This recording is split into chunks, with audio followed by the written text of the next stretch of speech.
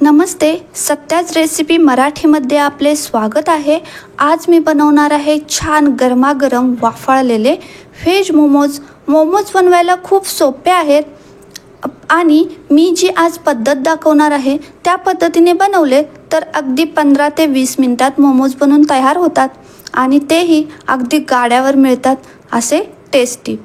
तर आज संध्याकाळी पतिदेव लवकर घरी आले होते आणि म्हणाले, आज खूप भूक लागली आहे, गरमागरम पटकन बनणारं काहीतरी स्नॅक बनव। तर पटकन बनणारे आणि सगळ्यांना आवडणारे व्हेज मोमोज बनवायला घेतले आणि ह्यांनी फ्रेश होऊन येण्याआधीच बनून तयार झाले। तर असेच नवनवीन व्हिडिओ पाहण्यासाठी लाईक, शेअर आणि सबस्क्राईब करायला विसरू नका। सर्वात प्रथम मी अर्धा कोबी स्वच्छ धुवून मिक्सरमध्ये बारीक करून घेतला आहे। त्यानंतर एक गाजर धुवून खिसणीने खिसून घेतले आहे। आता यामध्ये आपल्याला अर्धा चम्मच मीठ घालायचे आहे आणि छान मिक्स करून घ्यायचे आहे।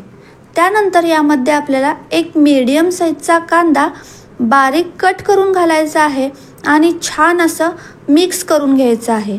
मीठ घातल्यामुळे कोबीला पाणी सुटतं, पण हे पाणी आपल्याला पूर्णपणे यातलं काढून घ्यायचं आहे। तर 5 मिनिटानंतर याला पाणी आपोआप सुटतं कोबीला, त्यामुळे हे झाकण लावून 5 मिनिटं बाजूला ठेवू आणि आपण मोमोज बनवण्यासाठीचे वरचे जे कोटिंग असतं ते बनवायला घेऊ।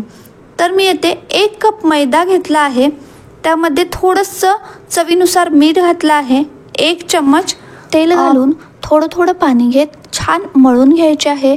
यामध्ये दुसरं काहीही वापरायचं नाही आणि हा मैदा जास्त घट्ट किंवा जास्त मऊही भिजवायचा नाही।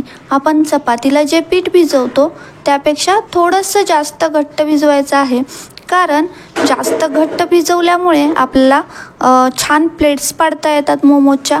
त्यामुळे अशा पद्धतीने आपण हा मैदा भिजवून घ्यायचा आहे आणि एका बाउलमध्ये झाकण ठेवून बाजूला ठेवू आणि तोपर्यंत आपण जे कोबी आणि गाजरमध्ये मीठ घालून ठेवलं होतं त्याला छान असं पाणी सुटलं आहे। आता हे पाणी आपल्याला काढून घ्यायचे आहे बाजूला।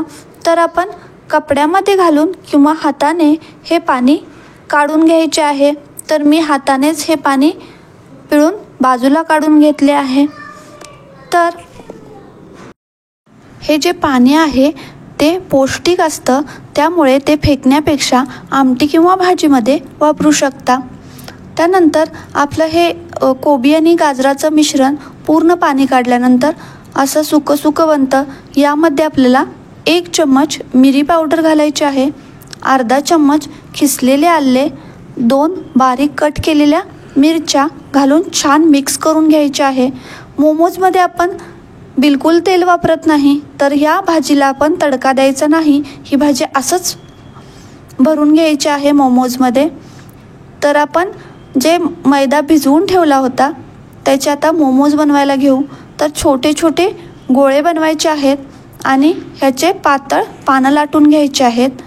त्यानंतर या लाटलेल्या पानावरती आपण हे मिश्रण 1 चम्मच घालायचे आहे आणि मोदकाप्रमाणे अर्ध्या पानाच्या प्लेट्स बनवायचे आहेत आणि अर्धं पान असंच चिकटवून घ्यायचं आहे। तर छान असे आपले मोमोज दिसतात बघा। पण हे छोटे छोटे गोळे बनवून मोमोज बनवायला खूप वेळ लागतो, त्यामुळे अगदी पटकन 5 मिनिटात बनवण्यासाठी एक मोठा गोळा घ्यायचा आहे आणि त्याचे छान असे पातळ मोठे पान लाटून घ्यायचे आणि त्यावरती वाटीने किंवा छोट्या डब्याने गोल मारून घ्यायचे आहेत। तर हे गोल पानं पटकन बनून तयार होतात। यावरती आपल्याला कोबी आणि गाजरचे मिश्रण घालून आपण पहिले जसे मोमोज बनवले त्या पद्धतीनेच अर्ध्या पानाचे प्लेट्स पाडून घ्यायचे आहेत आणि अर्धं पान असंच त्या प्लेट्सच्या पानाला चिकटवून घ्यायचं आहे। तर अशा पद्धतीने आपण मोमोज बनवलेत तर अगदी 5च मिनिटात सर्व मोमोज बनवून तयार झाले आहेत। तर 1 कप मैद्यामध्ये आपल्याला मोमोज बनतात 28। तर हे माझे 28 मोमोज बनवून तयार झाले आहेत। आता हे आपल्याला वाफवून घ्यायचे आहेत।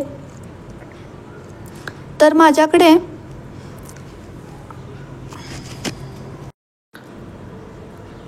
मोमोज वाफवण्याचे भांडे नाही, त्यामुळे मी इडली पात्रात वाफवले. इडलीचे प्लेट्स घेतले, त्याला थोडंसं तेल लावून घेतले आणि हे मोमोज घेऊन 7 ते 8 मिनिट वाफवायला ठेवले. आता 8 मिनिटानंतर छान असे वाफाळलेले मोमोज तयार झाले आहेत. वा, गरमागरम मोमोज आणि त्याच्यासोबत शेजवान चटणी. तर या मोमोजबरोबर टोमॅटोची चटणी तुम्हाला पाहिजे असेल तर मी नक्की शेअर करेन, पण ही चटणी ही खूप छान लागते. थँक्यू.